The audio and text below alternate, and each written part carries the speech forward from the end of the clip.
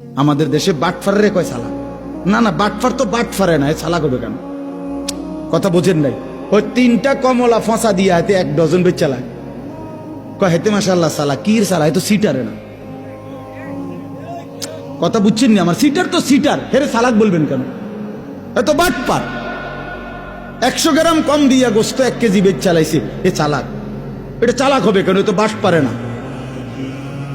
এ তো ধোঁকাবাজ, এ তো প্রতারক, এ মিথ্যা বলে, কাস্টমারকে ঠকায়, ওজনে কম দেয়।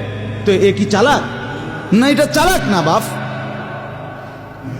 বাটপার চালাক হয় না, সিটার চালাক হয় না, হারামখোর চালাক হয় না। সে নিজের পায়ে নিজেই কুড়াল মারছে। এজন্য আল্লাহ কোরআনে বলছে, ওমা ইয়াখদাউনা ইল্লা আনফুসাহুম ওমা ইয়াশউরুন। আরে নাফরমান বান্দা, নিজেই নিজেকে ধোঁকা দিচ্ছ, আসলে তুমি বুঝতেছ না। তুমি মনে করছো তুমি খুব চালাক। অনেক ছেলে তোমরা আসো, তোমরা মনে করো 1 ওয়াক্ত নামাজ পড়তে হয় না, কেউ তোমারে কিছু কয় না, মাতেও না, তোমার মায়ও তোমার আর কিছু কয় না, বাবাও বলে না, এলাকার কেউ তোমারে বলে না। বাহ, তুমি সারাক্ষণ চুল ঘুরাইতেছ, চুল আশ্রাইতেছ, প্যান্ট পিনতেছ, মোবাইল টিপতেছ, সারা রাত উলঙ্গ ছবি দেখতেছ, বন্ধুদের সাথে আড্ডা দিতেছ। বাবা, তুমি মনে করছো তুমি কি বুদ্ধিমান।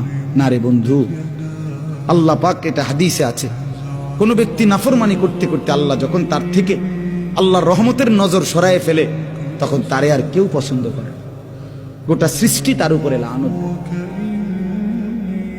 হ্যাঁ, আমি এটা প্রায় বলি, এটা অনেক বড় পেরেশানি যে একটা মুসলমানের বাচ্চা, তারে এখন আর কেউ ডাকে না, কেউ কিছু করে, আপন মা তারে বলে না, আপন বাপ বলে না। মুসলমানের ঘরে থাইকা সে একটা দিনও ফজরের নামাজ পড়ে না, কেউ তার এটা নিয়ে মাথা ব্যথা নাই, কারো কোনো এটা নিয়ে কোনো চিন্তা নাই। তোর রূপে খোদার গজব পড়ছে, মূলত এই জন্য কেউ বলে না। তোর উপরে আল্লাহর লানত পড়ছে, লানত লানত, এই জন্য কেউ বলে না।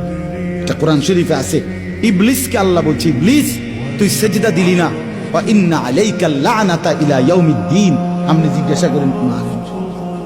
কোরআন শরীফের আয়াত। আল্লাহ বলছে, ইবলিস সেজদা দিলি না, আজকের থেকে কিয়ামত পর্যন্ত তোর উপরে আমি আল্লাহর লানত। বিশ্বাস করেন ভাই? কেন তোমারে কেউ ডাকে না? তুমি মুসলমানের ঘরে জন্ম নেও নাই? তোমার আখেরাত এভাবে তোমারে ছেড়ে দিল।